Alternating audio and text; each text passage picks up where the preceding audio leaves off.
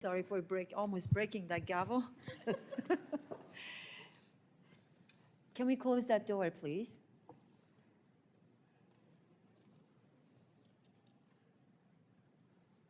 The Committee on Foreign Affairs will come to order. The purpose of this hearing is to evaluate the last 4 years of the Biden administration's policy towards East Asia and the Pacific, address its successes and failures, and identify opportunities for the Trump administration to strengthen our engagement in the region. So let me now recognize myself for an opening statement. Again, welcome to East Asia and the Pacific Subcommittee's hearing entitled Missed Milestones, Evaluating the Last 4 Years in the EAP Region and Unseized Opportunities under President Trump. As we convene for the first hearing of the 119th Congress, our subcommittee must reflect on the past 4 years under the Biden-Harris administration. First, we must ask the tough questions that will help us chart the course forward and ensure that we address the region's challenges head-on, including where do we go wrong on China policy? Why have we failed to enact punitive measures against the Chinese Communist Party when it was clearly warranted? Do we effectively leverage our allies and partnership to raise greater awareness regarding regional issues? Have we successfully deterred China and North Korea from advancing their dangerous agendas? Have our economic engagement goals been aligned with the demands and needs of our partners?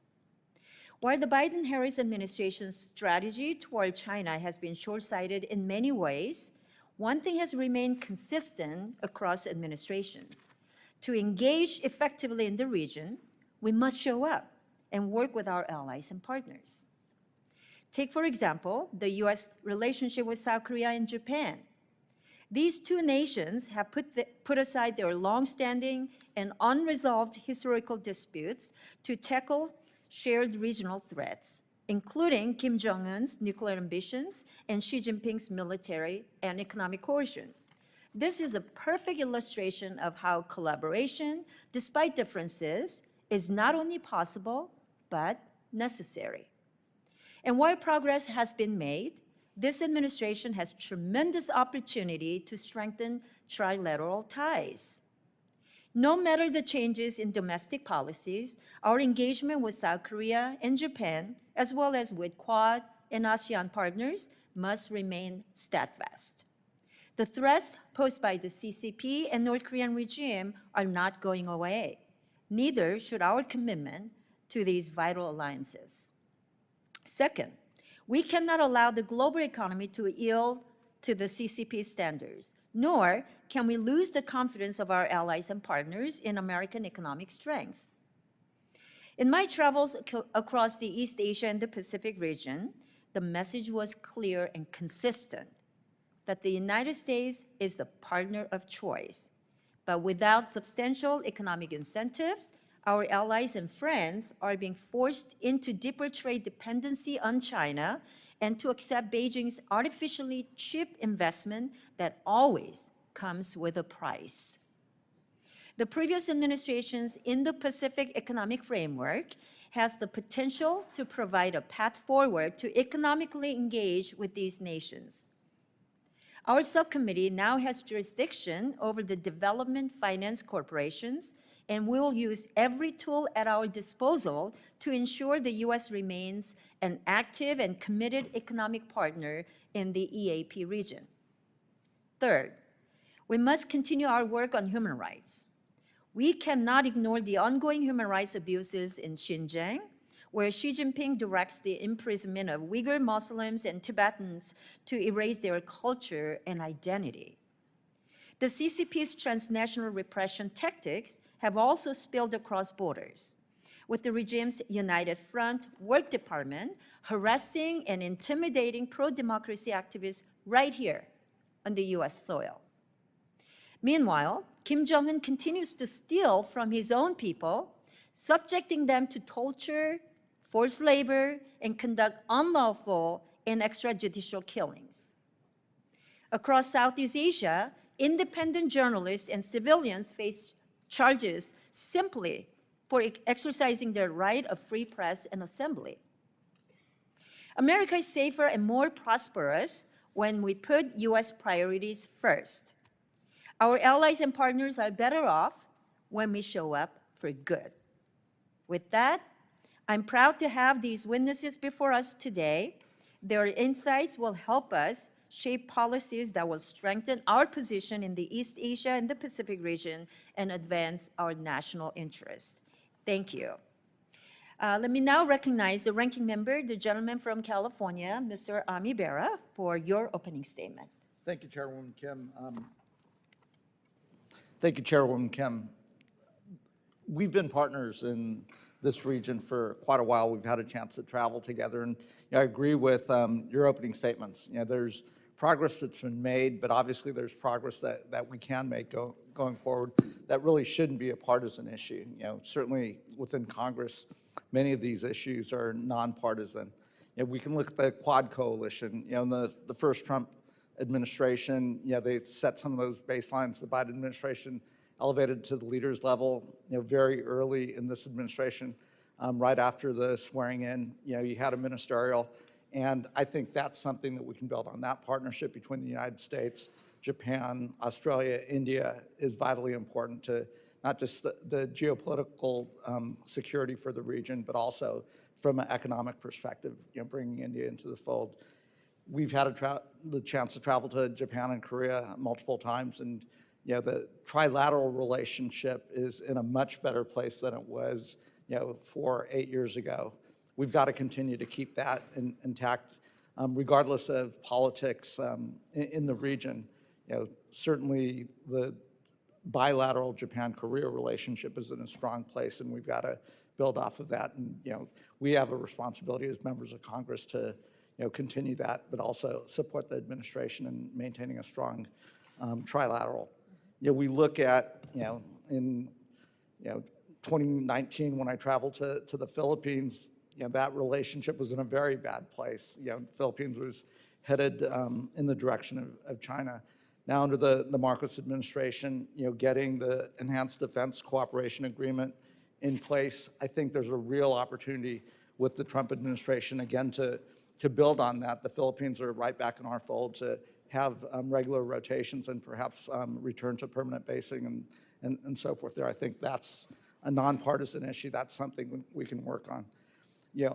I'm just returning from Australia and New Zealand in the region, and AUKUS Pillar 1 is going very well. I've looked at the words of Secretary Hegstath and others. I think there's a strong foundation and support for AUKUS. Let's get Pillar 2 going. And again, this is a good deal for the United States. It not only establishes a presence, works with one of our Five Eyes allies.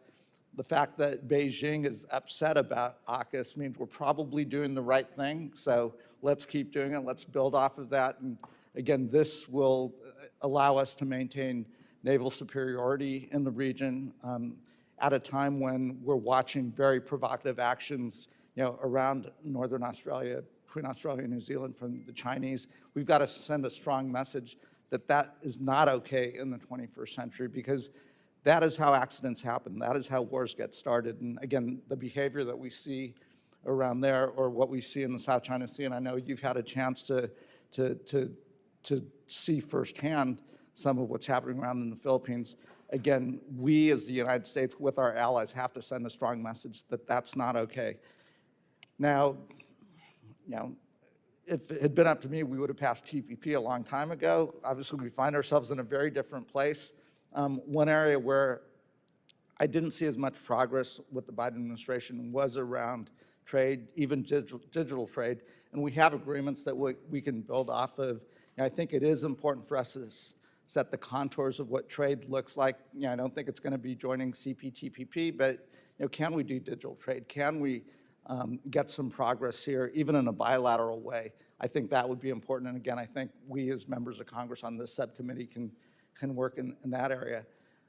One area that we were a little bit late to the game, but we did see the Biden administration reestablish embassies in the Solomon Islands, Tonga, Vanuatu. We saw important aid and development programs going there, and it's important for us to continue to support those investments that are not big dollar items, but when you talk about the people, we are the partners of choice, the United States, but we have to be there. We have to show up, because if we're not, the PRC can show up with bags of cash and demonstrate influence in ways that we don't do business. So working with our allies in Australia, New Zealand, the Japanese are showing an increased interest in the region. Those are all things that are nonpartisan. Those are all things that I hope to be able to work with the Trump administration on, and certainly with you, Madam Chairwoman, that I think we can work on legislation that keeps moving those relationships forward.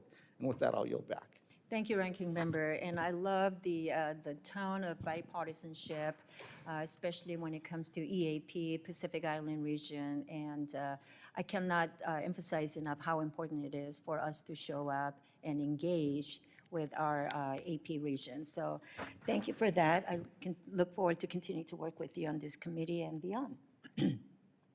Other members of the committee are reminded that opening statements may be submitted for the record.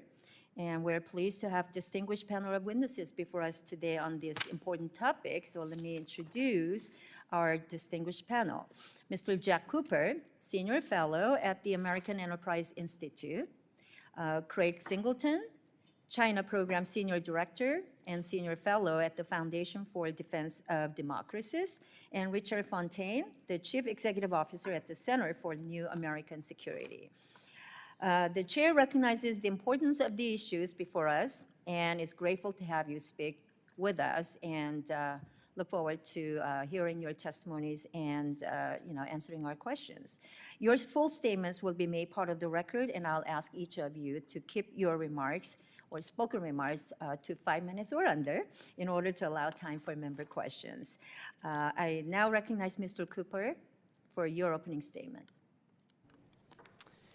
Thank you, Chairwoman Kim, Ranking Member Bera, and distinguished members of the committee. It's an honor to be here today, and I especially appreciate the bipartisan nature of your leadership on Asia issues. Despite changes in rhetoric, recent U.S. strategy in Asia has been remarkably consistent across administrations from both parties. In short, the United States has made progress with those countries that are most concerned about Chinese behavior. I would focus here on Japan, the Philippines, India, Australia, and South Korea, the same countries that both of you mentioned in your opening remarks. But we have struggled elsewhere in the region, particularly with countries across most of Southeast Asia. And they've been disappointed by uneven U.S. engagement and inconsistent economic visions. These structural constraints, I think, are likely to continue over the next few years. And in my written testimony, I assessed the lasting impact of 5 different Biden administration initiatives on Asia. The first was continued cooperation with the Quad, the second, AUKUS security partnership, the third was the Indo-Pacific Economic Framework, the fourth was deepening of the alliance with the Philippines, and last, US-Japan, South Korea trilateral cooperation. And I think we can say that the Biden administration made real progress in many of these areas, but that we do have to rethink our approach to the region because much of the rest of the region is untouched by the efforts that we've made over the last decade or so. And so with these lessons in mind, I want to propose what I think are potentially 5 big ideas that the Trump administration and the Congress could take up over the next few years. So the first is a establishment of an allied defense arsenal effort, a major new defense industry partnership with allies taking the lead on military co-development and co-production of precision munitions and autonomous systems. The second I talk about in my written testimony is creation of an allied energy initiative to boost U.S. energy production and exports to allies in Asia who are desperate for more reliable sources of oil and natural gas. The third is formation of what I would call a Taiwan contact group alongside U.S. allies to provide Taiwan with the capabilities needed to bolster its military defenses and societal resilience in advance of a conflict. The fourth proposal is a trade deal with the Philippines to maintain our recent alliance momentum and avoid China being able to use its economic influence with Manila to undermine an absolutely critical strategic relationship for the United States. And the fifth proposal I would put on the table is that the Trump administration should make a big bet on Indonesia, akin to its efforts with India. And the reason is that Indonesia, as many of you know well, is a rising giant. It could act as a counterweight in Southeast Asia against China's regional influence, and I think it warrants much more attention from American policymakers. So those are 5 opportunities I think the Trump administration has. I want to quickly speak about 5 risks that I think are serious as well. First, Washington will need to avoid ceding a sphere of influence to China by better coordinating with its allies and partners while finding ways to stay engaged on the principles and the priorities that matter to countries in Asia. Second, threats to withdrawal support from Taiwan could further undermine the support of the Taiwanese public and their confidence in the United States. And that is particularly true, in my view, if it's coupled with a US drawdown from parts of Europe. Third, the danger of South Korean nuclear proliferation is real, and I think it is growing. It is accelerated by concerns about the risk of US-South Korea alliance decoupling, and that will require new engagement from policymakers here in Washington. Fourth, as you know, AUKUS remains a bold and important idea, but I think we should be assessing the role that large undersea unmanned vehicles can play in bridging some of the capability gaps that are arising as we think about AUKUS over the next couple of decades.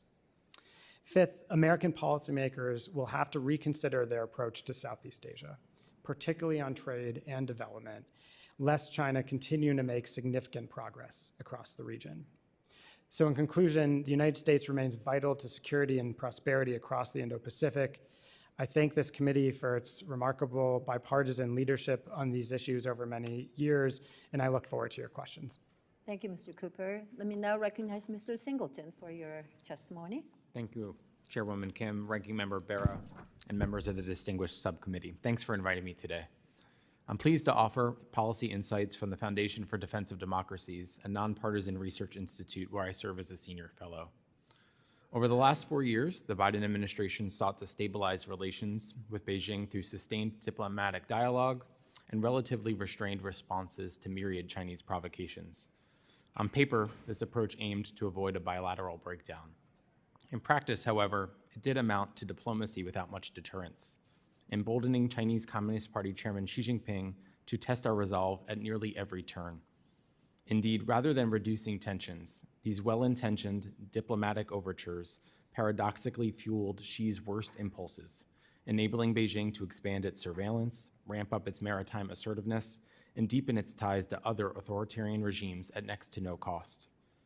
During Biden's tenure, Chinese spy balloons entered US airspace with little consequence, while hacking campaigns, Salt, Volt, and Flax Typhoon, targeted senior American officials and sensitive networks with barely a public rebuke. Even as Beijing dramatically intensified its incursions around Taiwan and in the South China Sea, Washington's focus remained on rapid de-escalation. If left unchecked, this dynamic risks encouraging Chinese overreach, raising the specter of miscalculation or worse, war. Today's predicament evokes lessons from the late stages of the Cold War, when Washington's misguided embrace of so-called peaceful coexistence inadvertently prolonged the Soviet system's survival, treating it as an immutable juggernaut rather than one vulnerable to sustained external and internal pressure. By minimizing accountability for Chinese espionage, coercion, and violations of international norms, we risk reinforcing Beijing's conviction that its revanchist ambitions need not be curbed. A new Trump administration and the 119th Congress can move beyond mere coexistence with China, if for no other reason that the US and China embody fundamentally incompatible systems and ideologies. Simply put, today's contest cannot end in stalemate. The United States must ensure its model prevails. Moving beyond mere coexistence, a bold yet realistic aim, does not require an explicit bid for regime change. Rather, Washington should push Beijing onto an unsustainable path where credible deterrence, targeted economic pressure, and principled diplomacy expose the structural flaws of Xi's Marxist-Leninist framework. By holding out the prospect of genuine concessions on issues like trade, we can force Beijing to confront the spiraling costs of continued hostility, potentially hastening the CCP's own unraveling if it refuses to alter course. Ultimately, time is on our side if we choose to make it so. Chief among the measures Congress should consider are robust outbound investment screening and bans, accompanied with enhanced export controls and targeted sanctions to deny Xi access to both U.S. capital markets and critical technologies for military-civil fusion. Credible, proactive threats of punitive action if China crosses red lines over Taiwan or in the South China Sea reinforce that brinksmanship will be met with real enforcement. Meanwhile, Washington must support beleaguered democracies on the front lines of Chinese coercion. HVAC can champion streamlined foreign military sales and leverage presidential drawdown authorities for Taiwan, ensuring swift delivery of defensive systems and asymmetric capabilities without bureaucratic delay. A leaner, meaner, more focused foreign assistance regime centered around strategic infrastructure, digital governance, and anti-corruption programming would also deny China a foothold in critical ports, curb risky 5G networks, and strengthen partners' resilience to Chinese coercion. By demonstrating that America remains both principled and reliable, we fill aid gaps that Beijing might otherwise exploit. Finally, by insisting that allies, including Taiwan, invest more in their own security, the U.S. can spread the financial load while preserving its leadership role. This flexible transactional approach aligns with the President's America First ethos. It rewards partners who step up while denying Beijing easy wins. Rather than striving for a fragile equilibrium in the Indo-Pacific, Washington must create an overwhelming deterrent that renders any attempt at forcible reunification or broader regional domination prohibitively costly. No such deterrent exists today. By shifting from passive coexistence to purposeful competition on America's terms, we can challenge the illusion of stability that has emboldened Beijing. This decisive posture, rooted in assertive reprisal rather than reflexive de-escalation, may pave the way for a new era of enduring leadership in the Indo-Pacific and beyond. On behalf of the Foundation for Defense of Democracies, I thank you again for inviting me to testify today. Recognize Mr. Fontaine for your opening statement. Chairwoman Kim, Ranking Member Barra, distinguished members of the subcommittee and staff, thank you for having me here today. From the outset, the previous administration identified China as its top priority and the Indo-Pacific as the region most deserving of its greatest attention. It had a number of notable successes, but it also left key opportunities unseized. And so the Trump administration, along with Congress, can and should build on the foundation laid over the past 4 years. In the diplomatic sphere, the Biden administration elevated the Quad to the leaders level and coordinated an ambitious effort to supply COVID-19 vaccines to Southeast Asia. It demonstrated greater American engagement with the Pacific Islands, including a summit with leaders in Washington, new diplomatic outposts, as Representative Barra said, renewing the compacts of free association. President Biden hosted the ASEAN leaders at the White House as well, stepped up high-level diplomacy with what is perhaps the Indo-Pacific's most contested region. All these were positive diplomatic steps. The administration also made significant moves on military posture, including winning base access for U.S. troops in the Philippines, securing an access arrangement with Papua New Guinea. Of course, it formed AUKUS, the Defense Technology Sharing Agreement with Australia and the UK, revised U.S. force posture in Japan, agreed on defense industrial base cooperation with India. Again, all positive signs. But for all that, the net deployment of U.S. military resources in Asia has been essentially flat for over a decade, even as China has made increases in virtually every area. And so righting the military balance in the Western Pacific and ensuring deterrence remain key challenges for the new administration. The Biden administration also refocused some of its economic efforts on the Indo-Pacific, but away from trade agreements and toward defensive measures like export controls on semiconductors, outbound investment reviews, restricting Chinese electric vehicles, and so forth. Its one attempt at an affirmative trade policy was the Indo-Pacific Economic Framework Agreement, IPEF, which the chairwoman mentioned. But this was a set of agreements that rather conspicuously lacked any market access in the United States and didn't need to be approved by Congress. And so it was very limited in what it could actually put on the table in terms of what countries in the region are looking for most from the US and the US economy. This recent paucity of positive economic moves in Asia represents another opportunity should the administration choose to seize it. So the Biden administration's made some significant strides in the Indo-Pacific over the past 4 years, even while, of course, it was dealing with acute crises in Europe and in the Middle East. But given China's increasing military strength, its diplomatic ambition, its technological advances, there remains a long way to go. The Trump administration and Congress should pursue several opportunities. First, they should elevate regional diplomacy. The Trump administration's first meeting with the Quad foreign ministers took place on only, I believe, their second day in office. This was a good step, and it's already been followed with extensive diplomacy with regional leaders. But there are questions, of course, that are swirling about the president's regional priorities, enthusiasm for tariffs, pursuit of positive ties with Russia, and more. So high-level and sustained Indo-Pacific diplomacy will be at a premium in all of the formats available, including the U.S., Japan, South Korea trilat, the trilat with Japan and the Philippines, the Quad, and of course Congress has an important role to play here with the CODELs and the visits, both to Washington and other places. The new administration also should pursue a positive economic vision. I think there's wide agreement that the United States should continue to reduce its economic dependence on China in areas that incur national security risk. There's less agreement, but I think there should be, on the corresponding lesson here, which is you trade less with China in sensitive areas and you trade more with your friends and allies.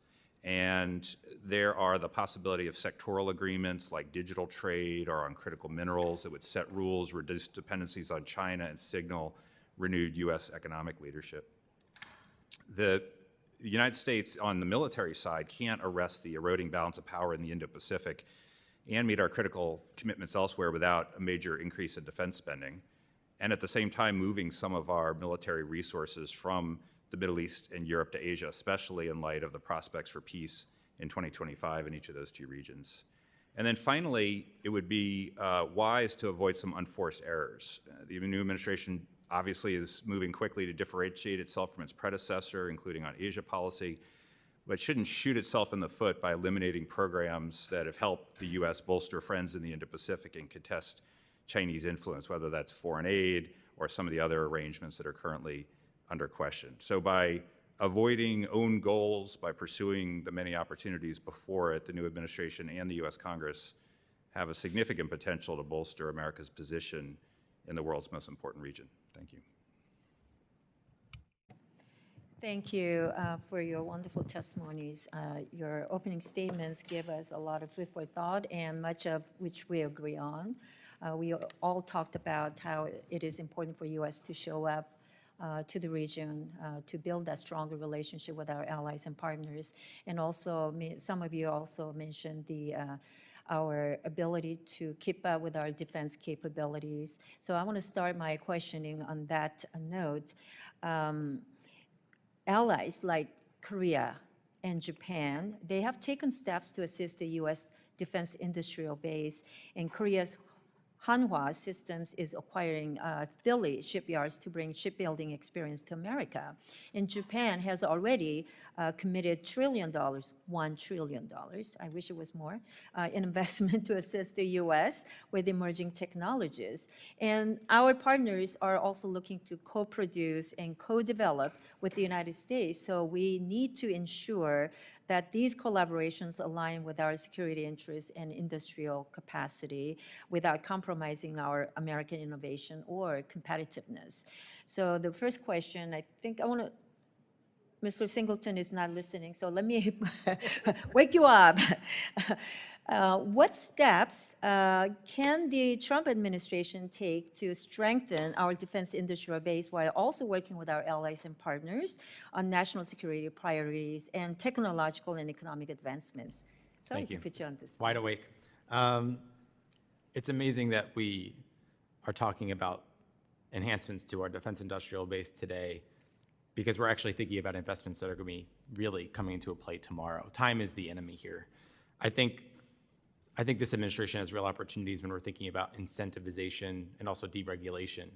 But where we are seeing gaps quite clearly are expanding mineral stockpiles that we will need for tomorrow to actually feed and drive these industries.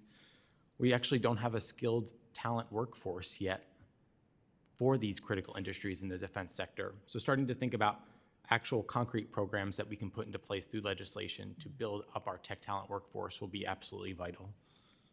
I think, and Zack hit on this as well, trusted defense supply chains is probably the future, and I think East Asia will play an anchor role in that structure.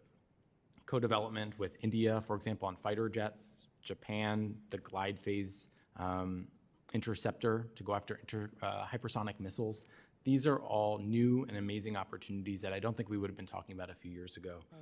Ultimately, a lot of that will be advanced through memorandums of oral commitment, memorandums of understanding, and just simple, clear-eyed engagement throughout the region. And so I think there's no shortage of opportunity here as we think about these defense supply chains. And it was actually Secretary Austin, I think, who really laid the groundwork for this last summer. And this is an area where this administration can really proceed.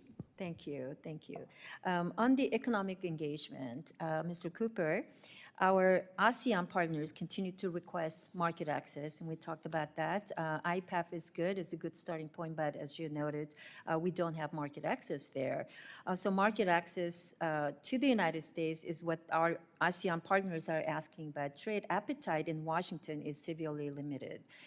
So in your testimony, you mentioned that Trump administration is unlikely to embrace IPAF.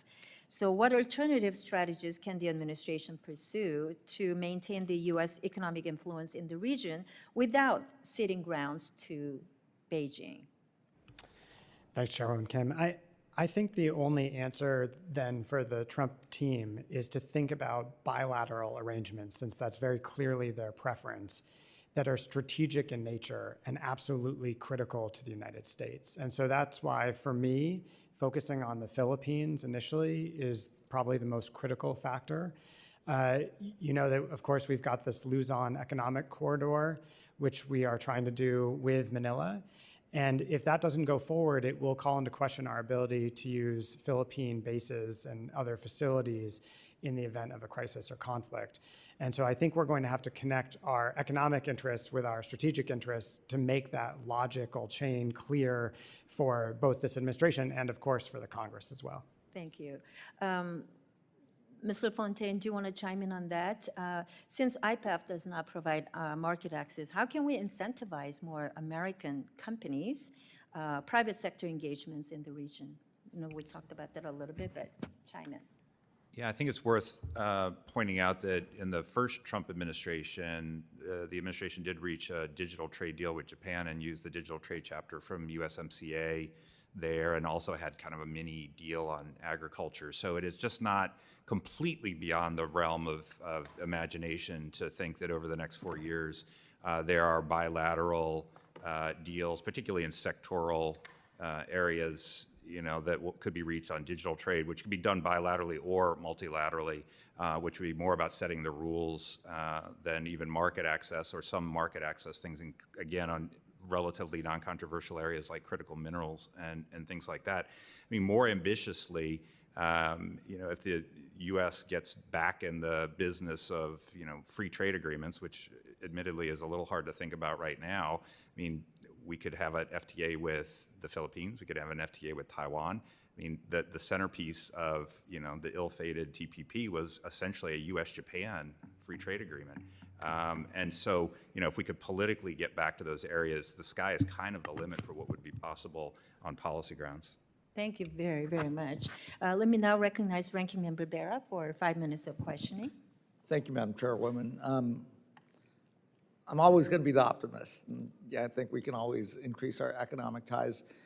But in the short term, I think there are some things that we can build off of. You know, Mr. Fontaine, you touched on the importance of critical minerals and, you know, some of the rare earths that where we are overly reliant on a single source, in this case, Beijing. And we know that how they use economic coercion. We've seen a taste of it. But it could get worse if there's a real escalation in conflict. The Biden administration had put in the Mineral Security Partnership.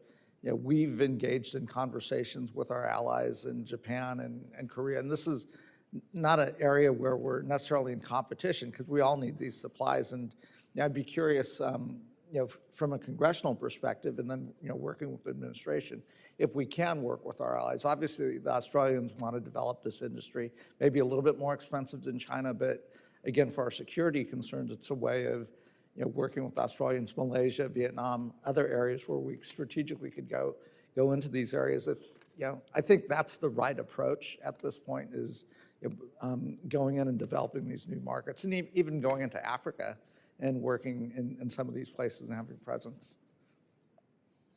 Yeah, I think that's exactly right. And of course, on the critical minerals, you have both the sourcing and then the processing. And so you have to solve both of those. Otherwise, if you're dependent on China for one or the other, then you haven't solved your problem.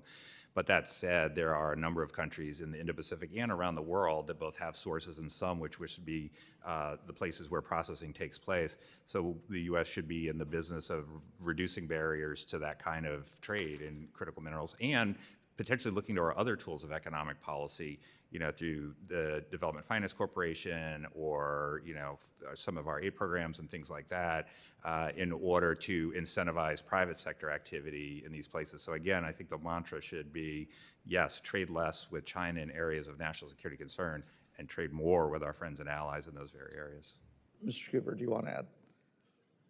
I would just add very briefly, this is an area where I think there are some countries in Southeast Asia that have tremendous capability to help us and help themselves, and Indonesia is sort of the most obvious of those. So I think mineral security partnership is the kind of thing that should be able to last through from the Biden administration to the Trump administration, because as Craig was saying, it picks up on a lot of critical items that they've been worried about for a long time, going back to the first Trump term. But I think we've got to figure out which partners we can work with in Southeast Asia or elsewhere in the region. And for me, Indonesia would be the logical first partner to think about. Right. Let me shift to the Pacific Islands. Large economic zone, big playing field, smaller populations. I know I've traveled extensively there. I know the chairwoman's traveling to the region as well. And when I look at recent elections, I was in the Solomons, was in PNG, the public seems to still want to move towards the West and so forth, but I really am concerned when it comes time to form a government, just Beijing's influence, and we don't have to get into the details of it, but things that we're not going to do. It's not how we do business, but you talked about corruption, Mr. Cooper. When it comes time to form governments, the governments are not necessarily moving in our direction. And I think we've got to come up with some tools on how to counter that influence. And if you want to talk about that, Mr. Cooper, and then if the others want to add something. Yeah, Ranking Member, just a brief remark, which is, I think we've had a number of wake-up calls, and every time we say it's a wake-up call and then we don't really wake up. First with Solomon Islands, then we were worried about Vanuatu, now it's Cook Islands, and every time we say we've woken up, and then every time there's another Pacific island that does a deal with China that we didn't see coming. I think the Trump team should get a lot of credit for, in the first term, putting a lot of effort into the Pacific Islands, right? I think we have to make sure that they maintain that focus now. There are a lot of distractions around the world, and the Pacific isn't the easiest place to maintain focus, and we haven't done that consistently over years. So I think we've got to use the Cook Island situation now as another wake-up call to focus our minds. Having just been in Auckland last week, obviously that's of concern. I think how we may approach it as Congress is working with Australia, New Zealand, and Japan's showing a increased, like, how do we share the burden? How do we, even the French, pulling the French in as well. I don't, Mr. Fontaine, if in the last few. Well, you just made the point that I was going to make, which is that we've got friends in this enterprise. So we're not going to do what the Chinese do and engage in bribery and state capture and things like that. We're going to have a different model and a different approach to engagement. But it has to be sustained, and it has to be a long-term effort. And ultimately, it's we don't want to see China get a foothold, certainly in security terms, in these areas, which would constrain our own freedom of action and that of our friends and allies. So if you start from that point and then look what are the tools that we have available to be able to influence and frankly to help these countries with their own sovereignty so that they're not ultimately undermined by Chinese activity, that is something that should appeal to these governments over time, and in that we can enlist friends like New Zealand and Australia. Thank you. Let me now go to the members' questioning session, and I'd like to first call upon Representative Moreland to ask your questions. Thank you, Chairwoman Kim. And I want to express my disapproval of President Biden's absence in the East Asia Summit during his tenure. The U.S. relationship with the Association of Southeast Asian Nation members is critical for the economic, political, and the defense of prosperity in the region. The President's participation in these diplomatic channels is essential to ensuring that the U.S. presence in Asia remains constructive, visible, and lasting. Partnerships such as the AUKUS Alliance or the Quad organization have greatly enhanced the overall security of the Indo-Pacific. Now, despite their significance, the United States' overemphasis on defensive measures has alienated potential allies and support. The East Asia Summit and other ASEAN-sponsored discussions are opportunities for the U.S. to cooperate on issues like healthcare and trade and disaster response and even energy. Yet the non-participation or just vocalizing the anti-Chinese sentiment is a missed opportunity that the United States cannot afford. Unlike the previous administration, President Trump must approach the organization like ASEAN with the same passion as defense partnerships. And some have even cited President Xi Jinping and President Putin as examples of the absence to defend President Biden's non-attendance. But the United States can and must do better. For diplomatic efforts, we must stop looking at PRC or Russia as an example and demonstrate that the United States will be a lasting ally. In the absence of our adversaries, the United States can assert itself as a preferred partner in the Pacific. The United States has recently accomplished significant diplomatic achievements in the Indo-Pacific, such as the U.S. Alliance for International Development, disaster teams, or professional development programs in Cambodia. Nevertheless, the United States cannot rest on its diplomatic laurels, and these relationships need demonstration of our commitment. So I implored the Trump administration to learn from President Biden's mistakes. And I ask you, Mr. Singleton, you have vast experience, and I appreciate that. And what actions can the U.S. take to strengthen trust and cooperation with ASEAN nations, particularly those growing closer to China? No, thank you, sir. I mean, I think we mentioned it earlier, but we have to show up. I think our greatest comparative advantage would be presence, persistence, and partnership. And the region isn't opaque. They make clear to us directly what they want from us. And I think there are transactional opportunities that benefit both sides. I think talk of market access, talk of economic engagement is the missing link today. And most countries in the region are deeply concerned about their reliance on China for key critical supply chains. They're concerned about Chinese companies relocating into their markets. And those dependencies and the weaponized interdependence that comes with them is concerning. I think the biggest signal that the president can make, though, is by simply having consistent outreach to countries in the region, hosting them here, deepening people-to-people ties, showing up. Chinese leader Xi Jinping does it quite well. The Chinese operate a vast diplomatic presence across the region. I think we have real opportunity here to actually show up on the ground and demonstrate what we're willing to bring to the table. Thank you. And briefly, Mr. Fontaine, you spoke about the coordination the Biden administration accomplished with Pacific Island countries. In what areas should the Trump administration build off these initial success? There's several. Well, one is to, of course, sustain the diplomatic engagement by having established the embassies in Solomons and Vanuatu and Tonga, and the China Solomon security agreement was, as my colleague said, a big wake-up call, but then we get additional wake-up calls after additional wake-up calls, and so to sustain the diplomatic engagement there is one aspect of all this. I come back just on trade. I mean, these are very small economies and all of this, but one of the great advantages the United States has is the big economic market, and to provide access to that economic market, particularly for countries who, it's going to be almost a rounding error in terms of their economic relationship with us, is another big advantage. And then, again, working with these countries in combination together with Australia, New Zealand, Japan, and other bigger countries, including from a little bit further outside, in order to demonstrate a vision which is not the U.S. would like to dominate the region instead of China, but rather this is about your own independence and sovereignty and ability to make your own sovereign decisions, and we want to support that as opposed to what China has on offer. Thank you very much. Thank you to the panel. Madam Chair, thank you. Thank you. Let me now recognize Representative Sherman for your 5 minutes of questioning. China's been on the rise ever since, at the beginning of this century, we gave them permanent most favored nation status. I was there at the time, and they told us it would increase the trade deficit by $1 billion. They were off by 4,000%.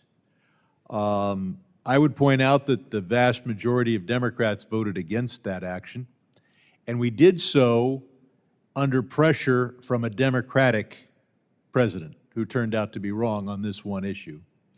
And I would hope our Republican colleagues will take note of this. Perhaps your proudest hour will be an occasion where you say no to a Republican president. We now have this enormous trade deficit with China. I would point out that it is considerably larger under Trump 1.0 than it was under Biden.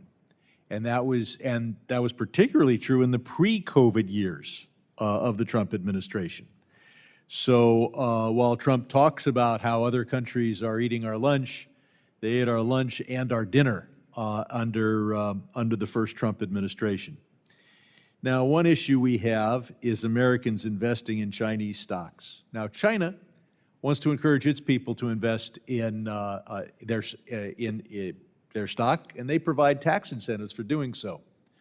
But they're careful to make sure that no citizen of China gets an incentive, a tax credit, for investing in American stocks. But we have a capital gains allowance where we provide many hundreds of millions of dollars in subsidies to benefit Americans who invest in Chinese stocks.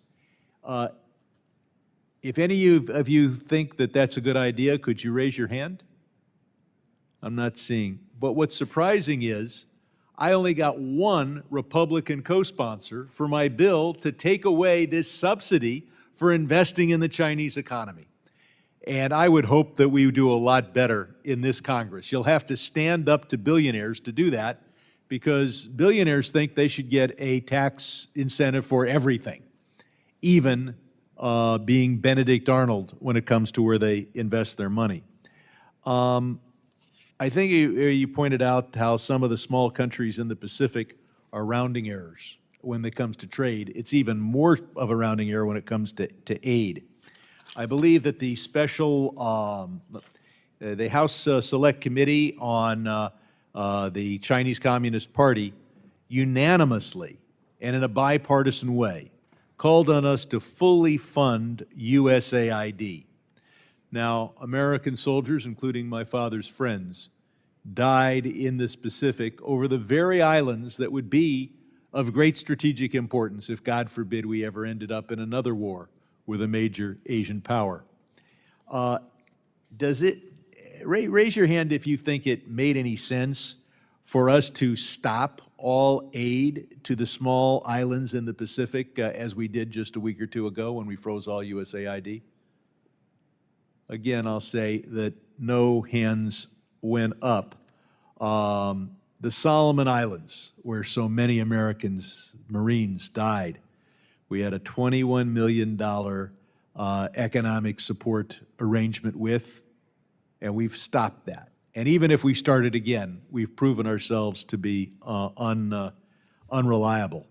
A $95,000 aid program to the Cook Islands, and we stopped that. It's tragic. Now I'll point out one other thing. We've got China making these debt trap loans, where they loan money and there's no way that the project will pay it back. Should we encourage nations that are a victim of this to simply not pay China back? Does anybody agree with that or disagree?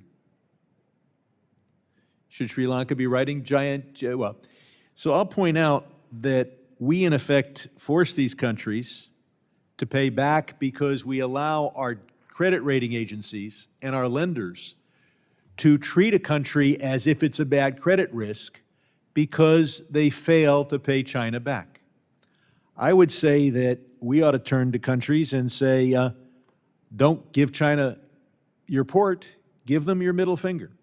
And then you'll still be able to borrow from Europe, from the United States, and from the international community. And with that, my time has expired. I recognize Representative Barr for your 5 minutes of questioning. Thank you, Mr. Singleton. Thank you for recognizing the COINS Act, the outbound screening legislation from the last Congress that I worked on. And I do agree with you that we do need legislation to address capital flows into China, especially to Chinese entities of national security concern and technologies that threaten our national security as well. Last Friday, President Trump issued an executive order titled American First Investment Policy and issued a national security memorandum that was in large measure aligned with the principles of the COINS Act. He said in conjunction with that release, we will adopt new rules to stop U.S. companies from pouring investments into China and stop China from buying up America, allowing all of these investments that serve American interests, meaning that it's exactly the right policy. It's the America First policy. Red light to investments that compromise our national security, but allow those investments that actually advance our interests. My question to you is, given the fact that the administration has now issued an executive order, it replaces the Biden executive order on outbound investment screening, is it important that Congress act as well here? Is it important that Congress pass legislation to provide statutory definition to all of this? No, absolutely, and thank you for your leadership on this issue. I mean, cutting off Xi's access, I would say, to Western capital and technology is like depriving a fire of oxygen. I think if we don't, we're sort of very much fueling the system that is seeking to overshadow our own. I was very impressed with the policy release memo last week, but it's vital that those protections be codified into law. In many respects, the memo released last week goes a little bit farther than COINS by identifying new sectors, including biotechnology, which I would argue is the next semiconductors, where we need to be hyper vigilant about capital flows. But I think what's captured in the COINS Act is exactly the right pitch perfect moment. There's bipartisan consensus. I know it was a long road to get there, but I think at this point, it's the best hope for right now. Yeah, and thanks, Mr. Singleton, for recognizing that the Treasury White House release is slightly different than COINS, and we've actually been reaching out to the administration asking for interagency technical assistance. We want to incorporate that into the release of COINS 2.0. What would you say, though, to the argument that, and obviously because of my work on this, I support the effort, but what would you say to those who make the argument, and it's not altogether a bad point, that under Xi Jinping, China has abandoned the American innovation model, that the Chinese Communist central planning has replaced private allocation of capital with state-run investment, and because of that, between 2018 and 2023, the number of annual startups founded in China has collapsed by over 97%, and that Chairman Xi's crackdown has really deterred U.S. investment. Since 2018, U.S. venture capital deals in China have fallen by 87%. In other words, the market is taking care of this. China's economy is collapsing. China's disadvantage is that they're communists. And so outbound investment is slowing down because it's a bad place to invest. Do we still need COINS? Do we still need an investment screening tool? No, absolutely. I mean, Xi Jinping is his own worst enemy, and his economic stewardship has led China to where it is today, which is on the point of economic collapse, quite frankly. I think what we have to do is protect American capital, American investors, and American technology, and institute through law common sense guardrails that ensure that American capital isn't flowing into the very technological sectors that are being used to fuel Chinese military modernization. And I think that linkage between the military and the civil, particularly as it relates to investment screening and bans, is essential, if for no other reason that just because China's economy is suffering today doesn't mean that they can't recover tomorrow. Well, I agree with you, and I agree with President Trump on his executive order. Look, it's true. Chairman Xi has, in some regards, made China uninvestable. Why on earth anyone would want to invest in a communist economy where at any moment's notice, at the whim of the bureaucrats in Beijing, all of your investment could disappear. Nevertheless, there are capital flows. There are Western investors, U.S. and otherwise, who are investing in some of these critical technologies, and so we do need legislation. I appreciate your testimony. I yield back. Thank you. I now recognize Representative Amo for your 5 minutes of questioning. Thank you very much, Chairwoman, and it's a pleasure to be on this subcommittee, and I look forward to your leadership and that of the ranking member over this Congress. I know that every member of our subcommittee wants to advance American interests and counter China's influence in East Asia and the Pacific. And every member should want to strengthen our supply chains, boost economic cooperation, and protect our national security. And I believe that every member understands the only way to achieve this is by building alliances and partnerships. As we look at the last 4 years, I believe that President Biden understood these points. It's why he led a historic effort to establish one of the most significant security agreements in generations. Australia, United Kingdom, United States Security Pact, as everyone knows, is AUKUS. And it's important to just break it down and share that, the AUKUS improves that monitoring and increases deterrence in the Indo-Pacific. It allows the United States to continue our leadership in emerging defense technology. Pillar 1 created a pathway for Australia to acquire nuclear submarines. Pillar 2 created deeper cooperation between all of the 3 allies for advanced defense capabilities. Now, many businesses in my home state of Rhode Island are working on technology included in AUKUS, like the Virginia-class submarine, or they're developing technology for Pillar 2, like the next generation of underwater drones. And so this agreement promotes national security and boosts local economies with good-paying jobs. It strengthens our relationships around the world. Mr. Fontaine, could you share why it's so essential that we continue the work of AUKUS, and how can we work to strengthen cooperation as we move further into Pillar 2? Sure, thank you, Congressman. Well, Pillar 1, I think the case for that is probably straightforward, but to increase over some years, but nevertheless, to increase the number of allied nuclear-propelled submarines in the key military theater is a good thing, especially given China's increasing capabilities across the board. So we want that, and of course, the Australian participation in Pillar 1 of AUKUS is a significant injection of several $1 billion into the submarine industrial base in the United States at a moment when we're behind on sub production, and so that's a good outcome as well. On Pillar 2, in a way, a lot of the hard work has already been done. The Congress, went through the exercise of ITAR reform, which is always, throwing sand in the gears of some of these ability of countries, including some of our closest intelligence and military partners, to cooperate with us in technology. So that part has been done. We've taken our lumps from the French for having, participated in the subcontract. So a lot of the hard work has been done. On Pillar 2, I think that the key is to have some quick, visible wins, because this is a proof of concept, right? This is not only something that could work for the U.S., the United States, the U.S., UK, and Australia, but if this goes well and we can show that things are possible with Pillar 2 that otherwise wouldn't be, then Japan, South Korea, India, other countries can plug in on particular projects in a similar sort of fashion. But we haven't seen the quick wins yet, and there's a bunch of potential projects. I mean, the Australians have some unique capabilities on quantum, PNT, position, navigation, and timing. You mentioned unmanned undersea capabilities. In a matter of months, 12 months, 18 months, 24 months on the back end, not years, to show some quick wins on Pillar 2 would give some serious momentum to AUKUS, and I think demonstrate its utility to everybody.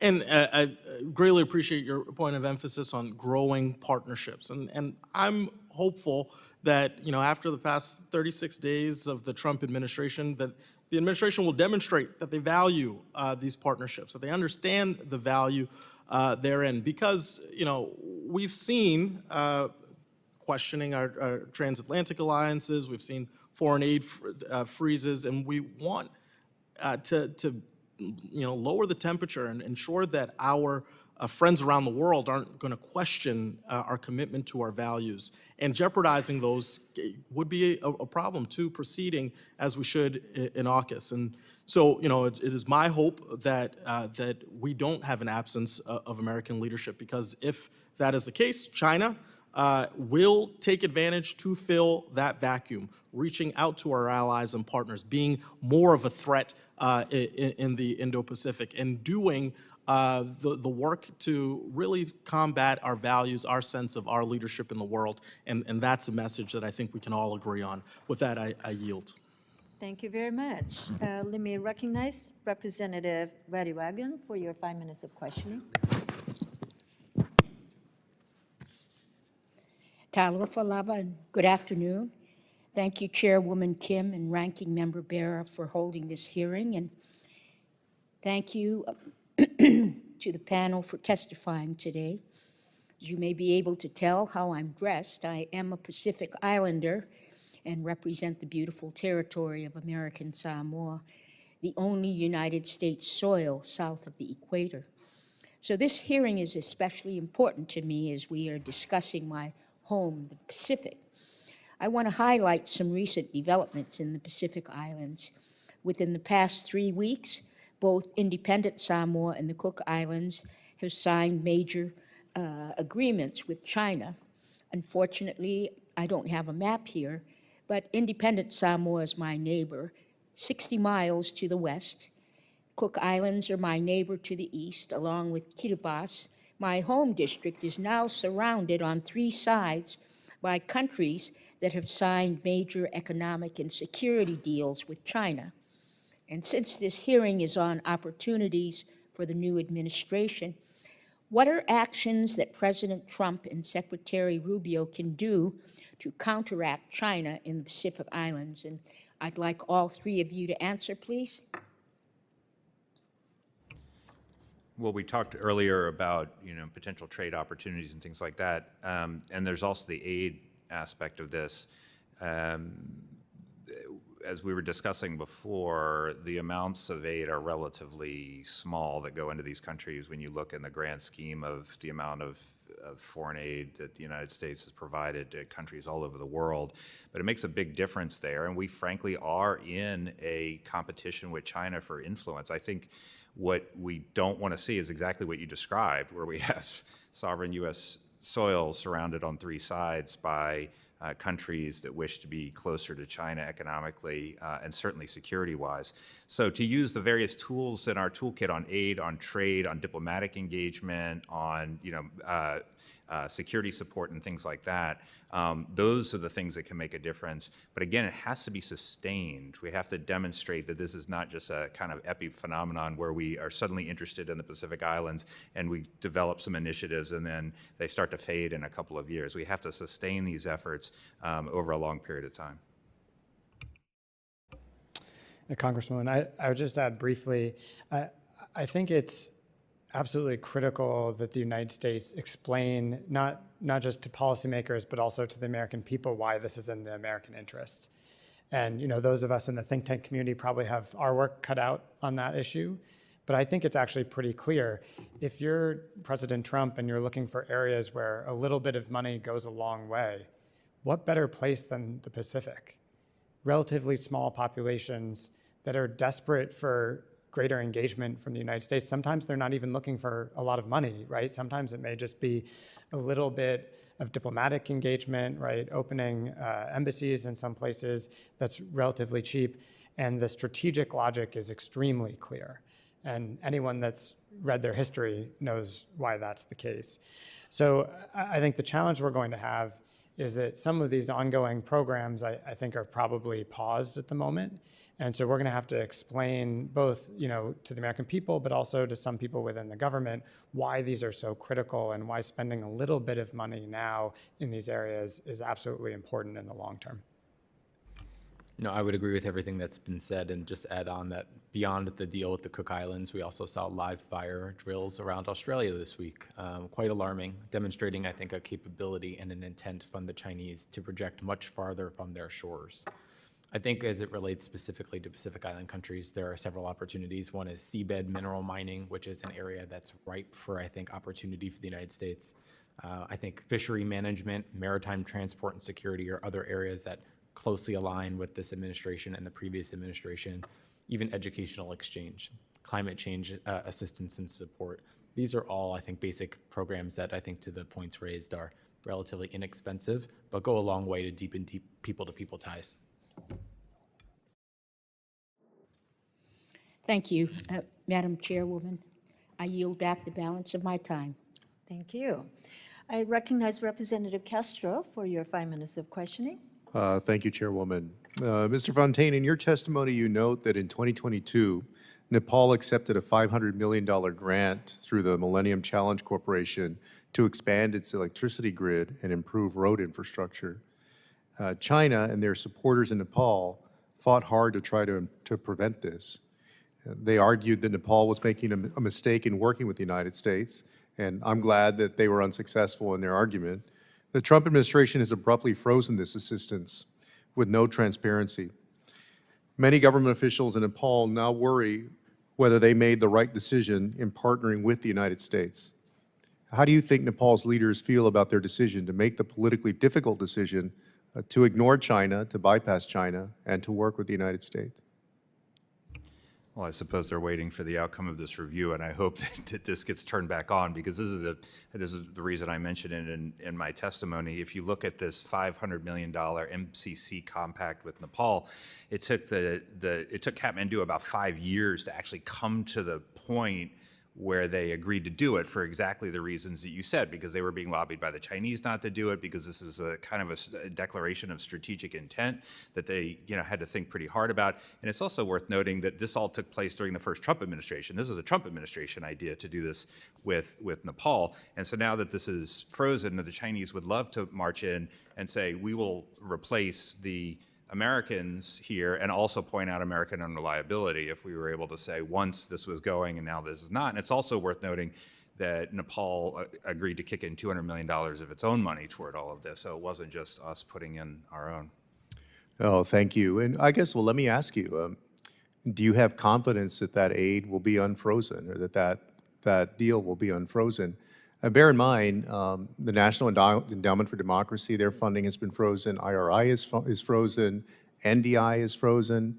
That represents, along with what USAID represented on the development side, a way that the United States engaged the world and also promoted democracy around the world.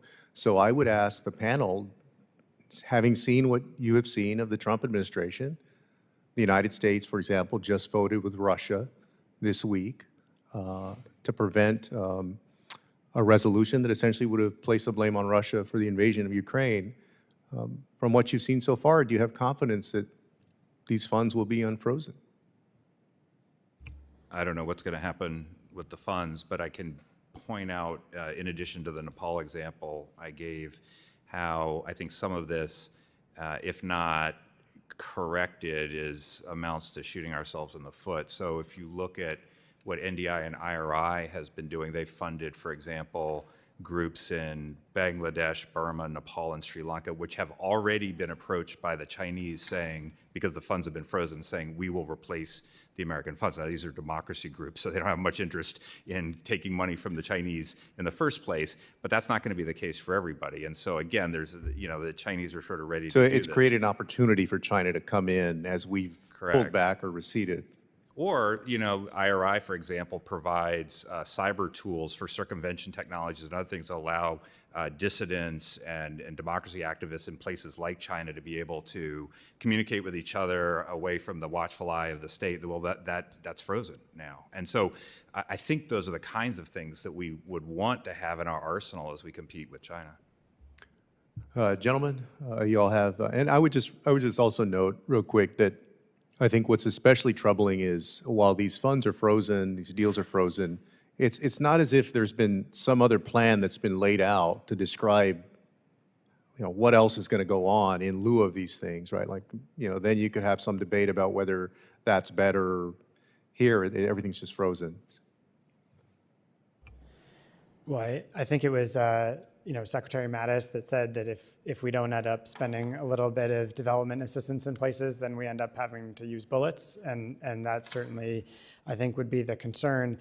I'll just say very briefly that I think at the end of the day, the Trump administration, I understand the logic of why they want to cut down on government spending, right?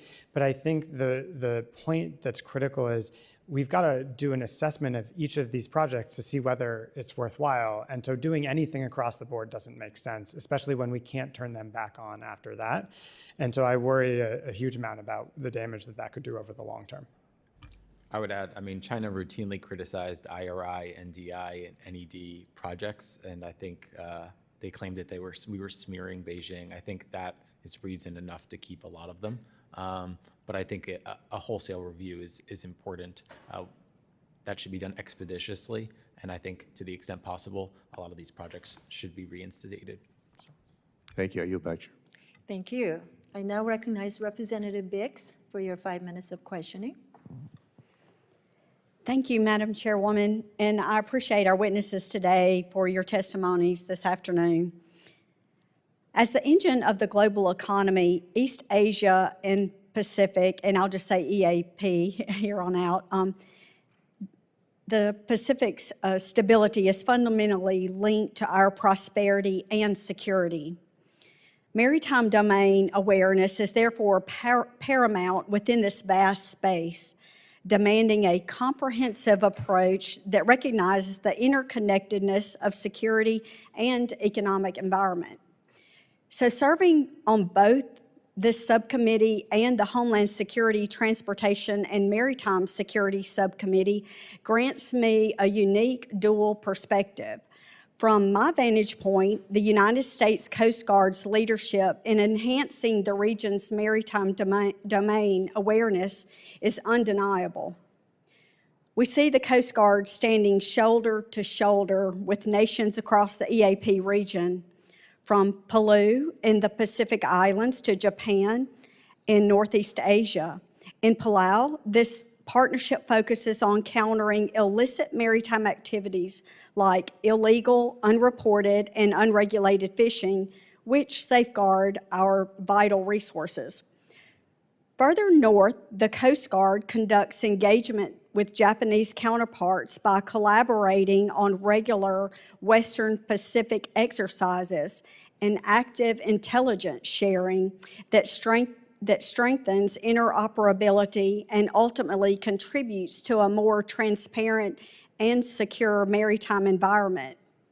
Across the EAP, the Coast Guard embodies this proactive approach, not simply reacting to crises, but actively fostering maritime safety and security by assisting nations in incident response, providing essential support, and building critical maritime domain awareness. This vital work takes on even greater significance as maritime domain awareness becomes a central pillar of the Quad initiative, which recognizes that a stable and secure maritime domain is foundational for regional peace and prosperity. This brings me to my first question, and I would like to ask each of you to please respond briefly. But what specific role can an increased Coast Guard presence play within the Quad framework to address the complex and evolving regional security challenges that we face today? I'll go first. I think countering Chinese illegal fishing is one area where the Coast Guard has an important role to play as a force multiplier, but frankly as an untapped resource. And it's not limited to the EAP region. There are news reports this week of Chinese illegal fishing fleets operating off the coast of Argentina, where the Argentine military actually had to intervene. I think these are areas where the Coast Guard has tremendous experience and expertise and technology, and where we can really have value add. Thank you. And I would just add, ma'am, it's so critical in many of these countries that they don't have the ability to easily cooperate with our Navy. Our naval ships tend to be much larger and much more capable than their navies are. And much of the time, their navies are doing missions that are much more similar to our Coast Guard, with vessels that are closer in size to Coast Guard vessels. And so often they actually, I think, prefer to be able to work with our Coast Guard than sometimes the Navy, which is a little bit more challenging for them to deal with on a symmetrical basis. So I think there's tremendous interest across the region, really not just in the Pacific, but the whole region, in having a much greater U.S. Coast Guard presence. Thank you. I guess just violently agreeing with my colleagues. I mean, I think the appetite for greater maritime domain awareness by the countries in the region is almost unlimited. I mean, they don't have the capabilities often to understand the environment themselves, and by plugging into activities and information gathering activities that the United States does, especially through the Coast Guard, that's a major service that the United States can provide, and ultimately is good for us, because not just about fending off China, and it's about illegal fishing, but it's also piracy and humanitarian response and natural disasters and things like that. If there's an area to do more, there's been some activities through the Quad and things, but the more of the southern reaches of the Indian Ocean are particularly not well defined in terms of maritime domain awareness, and so that would be an obvious region in order to an obvious region to look for if we wanted to do more. Thank you. My time's up. Thank you. I recognize Representative Olszewski for your 5 minutes of questioning. Thank you very much, Madam Chair. I'll just echo the sentiments of my colleagues earlier about how grateful I am to be serving on the Subcommittee on East Asia and the Pacific. It is rewarding and gratifying to see the level of bipartisanship already being displayed, both on this side of the dais, but also some of the unanimity from our witnesses today. So thank you all for taking the time to be with us.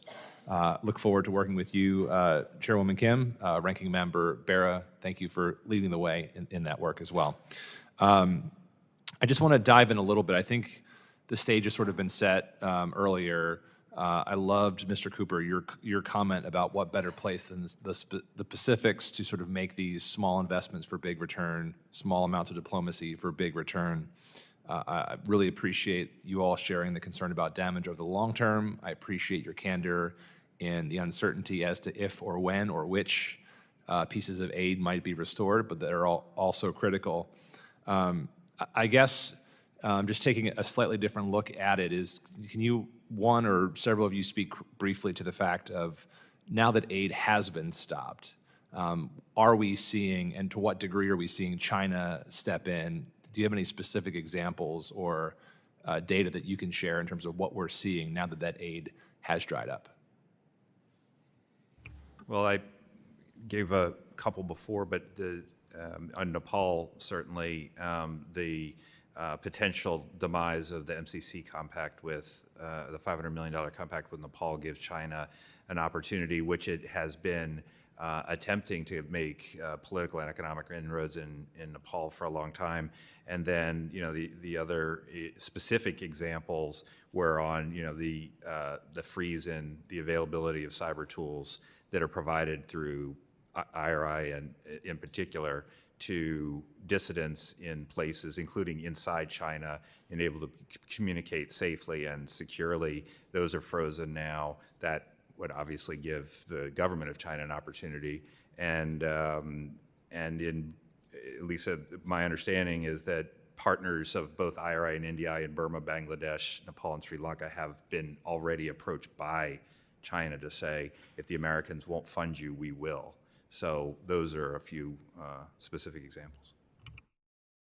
Can I just add a broad point to build on Richard's, which is, if you look at polling data across Southeast Asia, the data has not been great for the United States over the last 5 years. it showed a decreasing confidence in continued American engagement. And unfortunately, that's true from both of the last two administrations. Now, I think if you overlap that with what you're just talking about, Congressman, that it's just going to accelerate these questions about whether the United States is really a reliable partner. And unfortunately, that's happening at a time that China's already making even more inroads and building more influence in parts of Southeast Asia and the Pacific and South Asia and elsewhere. So I worry that this is reinforcing trends that were already occurring in the region. And so if we're going to reverse those trends, not only do we have to turn the money back on in most cases, we're also going to have to think of new ideas and new proposals to add to that. So I think it's not just a question of stopping the damage. We also have to reverse the momentum and put some ideas on the table ourselves. I would agree wholeheartedly. I mean, we've seen indications in places like Cambodia as well, Myanmar, about deactivation of these programs, particularly in the civil society and reporting space, journalist space. I think one thing we've all realized is that a lot of Chinese coercion is quite corrosive on civil society, and it's very important that we fund free academic journalist exchanges on the ground so they can report the situation fairly and accurately, and we're not ceding the information space to the Chinese. So just fair to say, the longer this goes on, the harder it's going to be not only to get back to where we were, but to also, fair to say, yeah. And I'll just reaffirm to my colleagues here and to others, I think many of us are committed to rooting out waste and abuses that are legitimate. So to the extent we continue this conversation, we very much want to be a part of stopping aid that does not advance American interests while not having the damage done that we're seeing today. So thank you all very much. With that, Madam Chair, I yield. Thank you. We do have some time, so I would like to take the opportunity to go for a second round of questioning. And the first question I would like to address is the CCP and its IP theft that we're all concerned about. According to FBI, the CCP steals up to $600 billion worth of U.S. intellectual property every year. So we need to use every tool available to stop this obvious theft and hold the CCP accountable. So I would like to first ask Mr. Singleton, maybe start, and then you can all chime in. How can the U.S. leverage existing partnerships that we have in the Indo-Pacific with our allies and partners so that we can create a unified or united front against the CCP's IP theft? No, absolutely. So much of the IP theft that we discuss is occurring in the commercial space, but I also focus on the academic space as well. Congress recently reintroduced the Deterrent Act, which aims to crack down on Chinese attempts to secure intellectual property from our college campuses, much of which is funded by Congress. I think these are basic common sense measures that will force universities to reckon with the fact that they're going to have to diligently report their entanglements with Chinese universities and Chinese companies, particularly those tied to Chinese civil military fusion. I think that's probably one key area where partners and allies are on board with rigorous academic partnership screening. It's an area where other countries, including Canada, are actually ahead of us. I think we have a lot to learn, but this is an area where I think you're going to see broad agreement and recognition that we have to close those loopholes beyond the corporate IP theft that we see every day. Thank you. Just to add to that, I, a number of years ago, had the chance to do a report with the Foundation for Defense of Democracies on this very specific issue. And one thing that we pointed out in that report is there are a number of products in which the US government has charged Chinese agents with stealing American technology. And the businesses that were engaged in that stolen technology are still selling the products back into the United States. Solar cells, for example, at massive scale, and they drove the American producers out of business in so doing. I don't understand how we can't just turn the spigot off of the ones where we actually indicted people in China working for the government who are stealing this technology, and we're still letting them drive our companies out of business years later. So I think there are areas like that where we just absolutely have to take action, and until we do, I don't think that Beijing is going to take us seriously on this issue. Please chime in, Mr. Fontaine. Well, China's theft of intellectual property from the United States and other countries as well is described by some as one of the greatest wealth transfers in history, and I think probably rightly so. And when you look at it, it truly is outrageous, both in terms of scale and just the substance of what the Chinese have been doing over time with this expensive time, the amount of time that it takes to develop technology and intellectual property that haven't been stolen, and then exploited for economic reasons, including sometimes in our own markets. The only thing that I would add in terms of potential remedies is to the degree to which the intellectual property is stolen or is resident in cyberspace and through cyberspace, I think there's a role for offensive cyber activities in all of this. I mean, this is something somewhat controversial inside the government and policymaking circles. You have to be careful about these things, but we do have a lot of insights into who some of these actors are, how they operate, and the cyber tools that they use in order to conduct this theft. And we have a lot of our own that we should be using just to protect ourselves and to exact a price on those who have engaged in these transgressions. Thank you. I would like to talk about one other issue, which is North Korea policy. We need to make some adjustments, and the U.S. need to make some policy changes toward North Korea, considering the evolving nuclear ambitions and continued weapons development. And I would like to see how you can, talk to us about the U.S. taking leverage on existing minilateral frameworks to strengthen the extended deterrence and enhance our regional security. Do you want to go, Mr. Cooper? Sure. I think this is an incredibly important issue. And, unfortunately, I think our approach in recent years is probably best termed strategic patience 2.0. We've just sort of waited and put our attention into other things. And the reality is that the problem has gotten worse. And so bad, in fact, that I think the risk is that now our allies in South Korea are actually fairly serious about developing their own independent nuclear capabilities because they worry about the pathway that North Korea is on. So I don't know whether Donald Trump can engage with Kim Jong-un directly and address some of these issues, but I think we absolutely have to think about a renewed campaign to shift the direction, because otherwise we're going to end up with an even larger North Korean arsenal, even more missiles, and without a strategy to deal with it. Thank you. Ranking member? Sure, I'll just make a few closing comments, and should have said this off the top.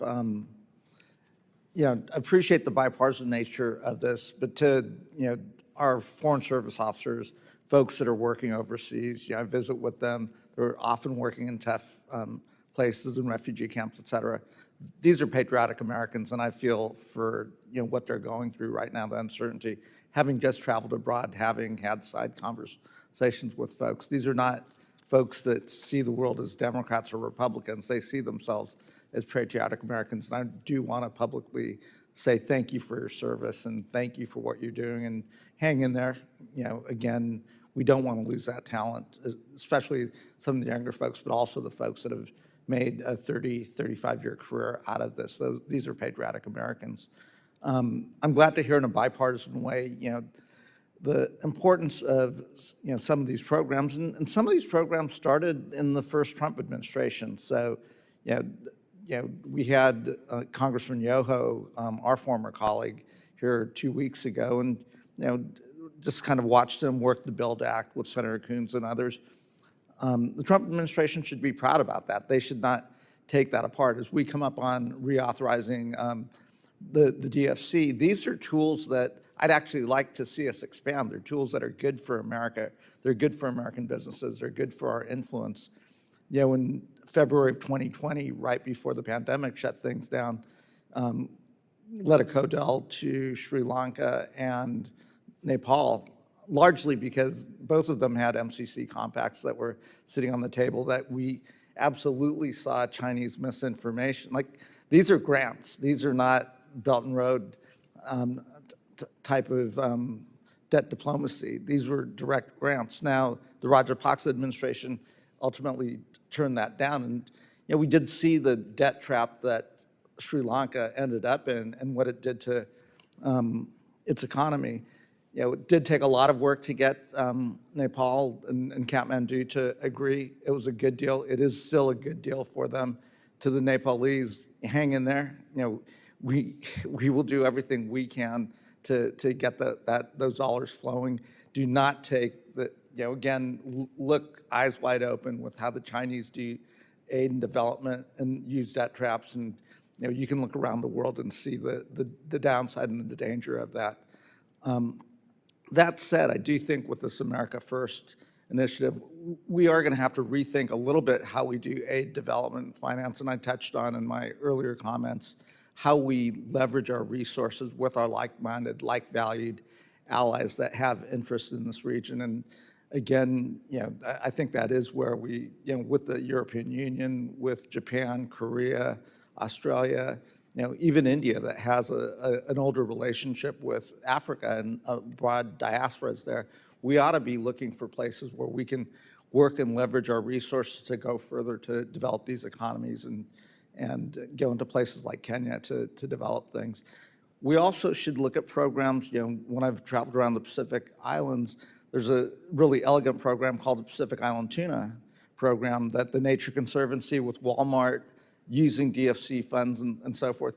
Like, these are great programs that, are public-private partnerships and, help build the resilience of fisheries and do development projects in some of these Pacific Islands.